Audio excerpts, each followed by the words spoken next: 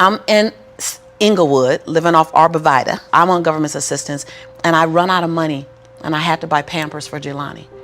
And I had $11.42 in the bank. And I remember wrapping my son in a towel for 2 days. You know, someone said, because when I tell the story, I always get teary-eyed. And someone said, do you fabricate the tears because you've told the story so much? No, I'm a mama. Every time I tell the story, I feel it again. I remember the second day, like you said, I had my hand on Jelani's stomach, and I said, don't worry, baby. Mommy will never be this broke or broken again. And that day, what shifted for me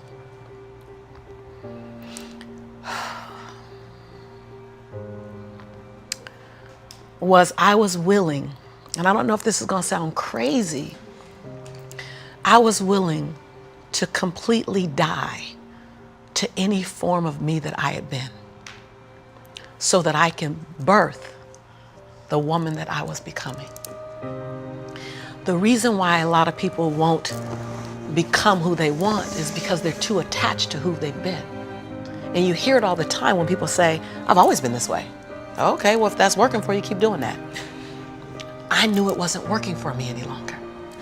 I had hit my version of rock bottom. So I was willing to let go of everything and everybody. See, another reason why people won't get there is because the doorway is for you to fit through.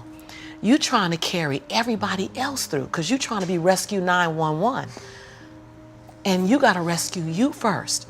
I am much more valuable to my family and to my community because I was willing to let them go through the door myself, teach myself, learn myself, condition myself, and then come back and get them. I'm much more valuable to them now. But I had to go through a window time of 10 years of judgment. You leaving us, hanging out with white people all the time. You going to these crazy countries. We don't know what you, I had to be willing to allow my conviction to make me inconvenienced. See, we want to grow, but we want to stay liked by everybody. I was willing to be my own rescue at the risk of your approval. But most of us aren't like that. Facebook is an example. We want to be liked. Well, I woke up and I like myself today, so your like is extra. My job is to like me first. I was willing to say every day, Lisa, you like you? Lisa, are you proud of you? Lisa, are you playing full out? Every day before I checked in with anybody else. That's lonely, by the way. Why won't most people do it? Because it's scary and it's lonely. So what did I do?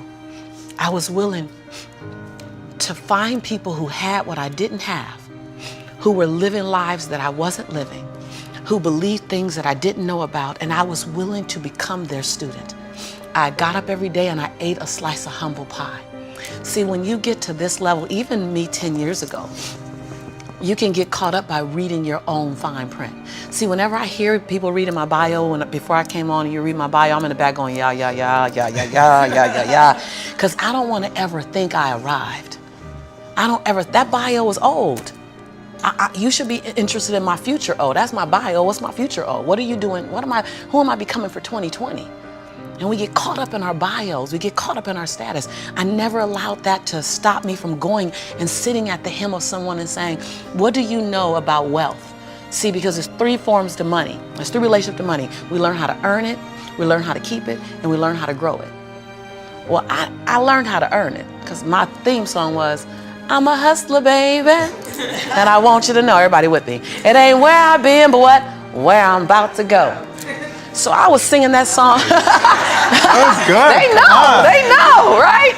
I was singing that song when I was working out of my closet as my office. I was in a walk-in closet where you really couldn't walk in, you stepped in and turned, right?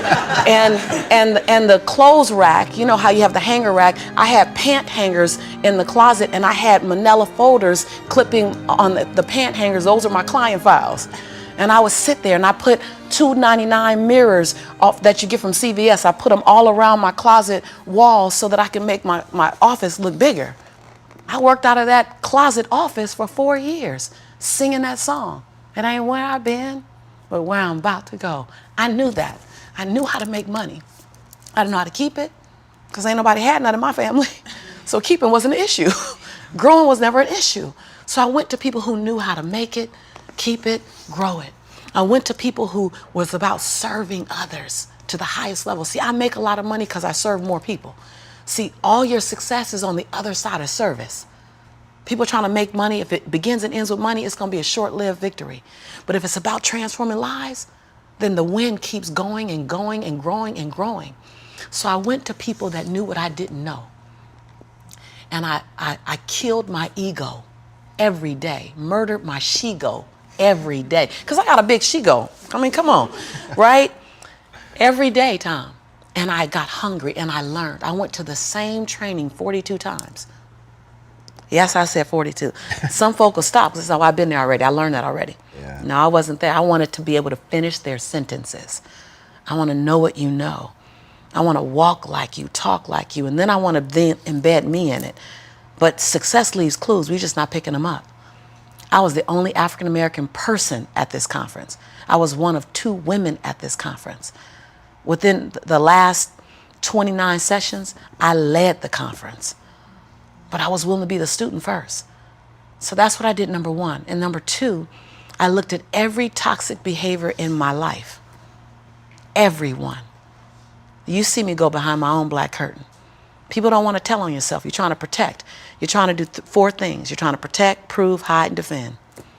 If you wake up every day and say, I have nothing to protect, I have nothing to prove, I have nothing to hide, I have nothing to defend. Now, who do I choose to be? Because your energy is consumed with protecting, proving, hiding, and defending. Right. But if you let go of that, then now you're in creation. Every day I told myself that. Every day I got in the mirror and I said 3 sentences. And I gave each sentence 7 different endings. And at times I was crying so hard I couldn't understand myself because the ending, the sentence was so difficult to say. Every day I looked in the mirror and said, Lisa, I'm proud that you. And I found 7 different things to celebrate Lisa for, because we are under-celebrated.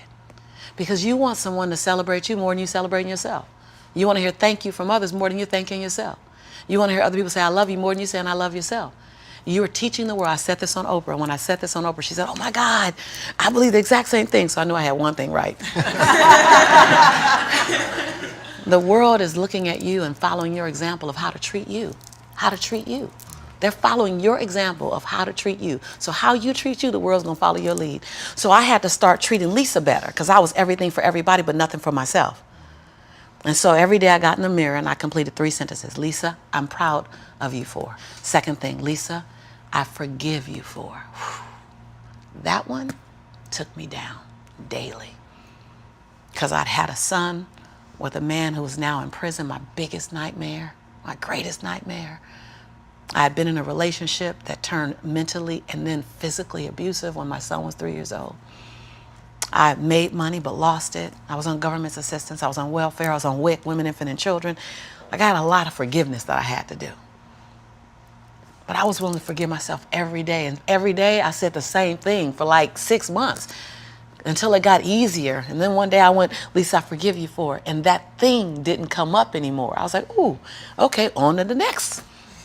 7 different endings. And the last thing I did every day, last sentence, is Lisa, I commit to you that.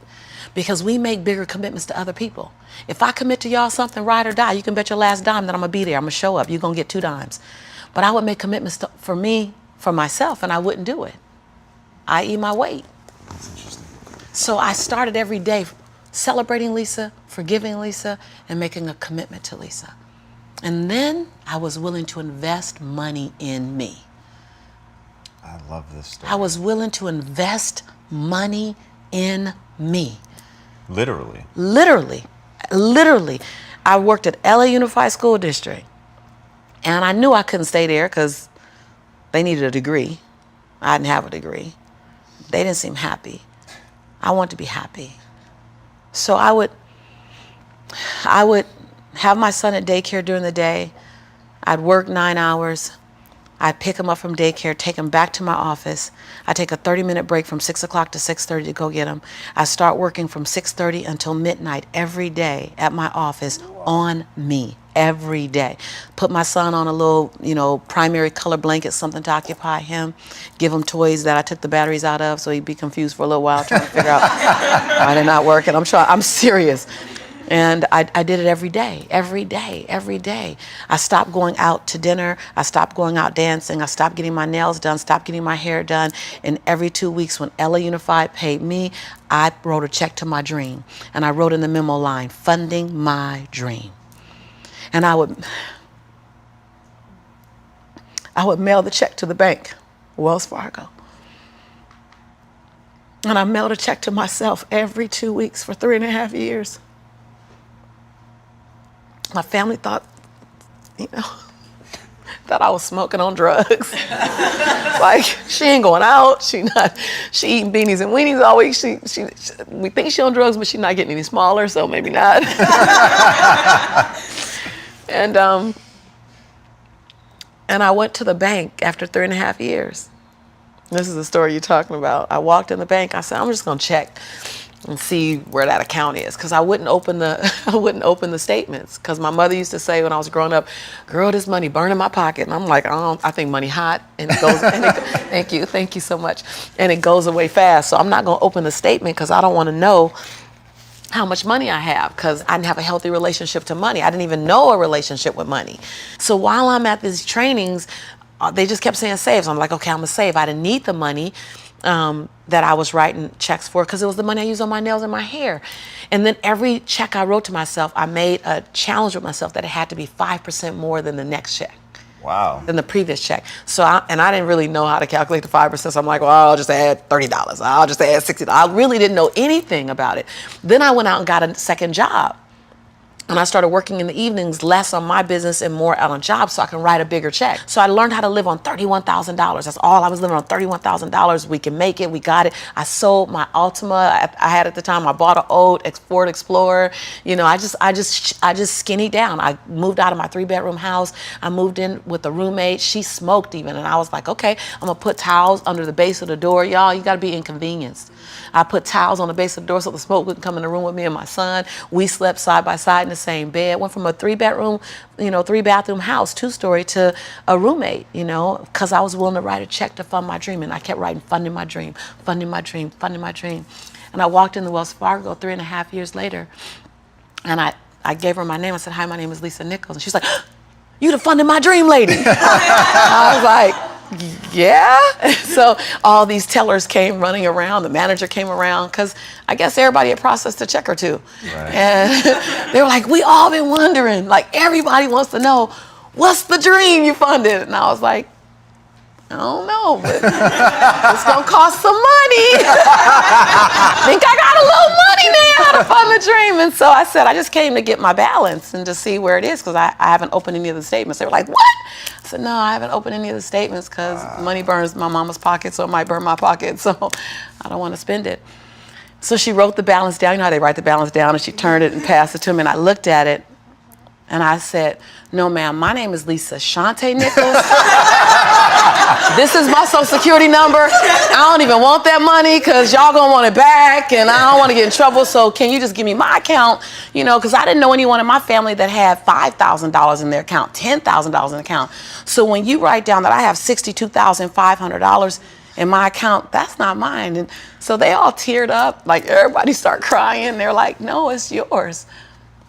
I looked down at my son, Jelani, who was 5 years old now, and I said, Jelani, I think life is gonna change for you and mommy. Oh. My son said, Mommy, can we finally go to McDonald's now? So, because I've been making them homemade Big Macs for a while. I was like, Mama can make you a better Big Mac than, Ronald McDonald. So, because I was willing to inconvenience my entire life. My entire life. I was willing to disrupt my entire life to buy my future, to buy my possibility, to give my dream a chance. See, we're not supposed to tuck our dreams in on the pillow when we get up in the morning. We're not supposed to leave them at home and go and fulfill somebody else's dream. We're not supposed to do that. That's not what we're wired to do. That's not who we are. Your human spirit doesn't care about the economy. The human spirit doesn't care that my son's father went to prison. The human spirit doesn't care what's happened to your family. The human spirit doesn't care about the past. You may have been molested, or your family may have been broke, or you may have been betrayed, or you may have a divorce. Your human spirit doesn't care about any of that. Your human spirit simply says, what's our command for tomorrow? What do you want to create? It's not keeping score. Your brain is keeping score, because your brain is designed to keep you safe. Your soul, your intuition, your human spirit is designed to make you soar. And when you get to the edge of that stage, I want to get up right now. Can I get up right now? Whatever you want. Okay. Think I'm going to tell Lisa Nichols no? Come on now. When you get to the edge, your brain will always tell you to step back. It's always going to tell you to step back, because you can fall. Always. It's going to tell you to step back. Because before you fell, the last time you did this, you saw someone else fail. You could hurt. You could be off work. It's going to tell you. It's designed to keep you safe. So you have to be willing to play between your brain and your soul. And on some days, you got to just listen to your soul. And you got to say, I'm going to leap. I'm going to get to the edge. Most people are at the edge, and you're standing at the edge and you're watching everyone else fly. That's Pimp My Ride, Watch My Crib, all this stuff. You know, watching people's lives on Facebook. You're at the edge, watching someone else live, wondering what it's going to be like when you jump without ever jumping. And I'm just here to tell you, jump. Because only three things can happen. You're either going to jump and fly, or you're going to jump and fall on something soft, or you're going to fall down hard. Either way, you're going to get back up. You already know you got what it takes to get back up. Your greatest fear is not that you will fall. Your greatest fear is that you will live a full life and never fly, that you never leaped. You're not afraid of dying. You're afraid of dying before the world sees who you really are, before they really get your fingerprint, before they really feel your breath, before they really get your contribution, before they really feel you. That's what you don't want to happen. You don't want to leave this place without us knowing you were here. All I'm doing is giving my dream a chance. And I'm not extraordinary. You don't get off the hook. You don't get to be let off the hook. I'm an ordinary woman who chooses every day to make one more extraordinary decision. You're a grinder. Yeah, right? Like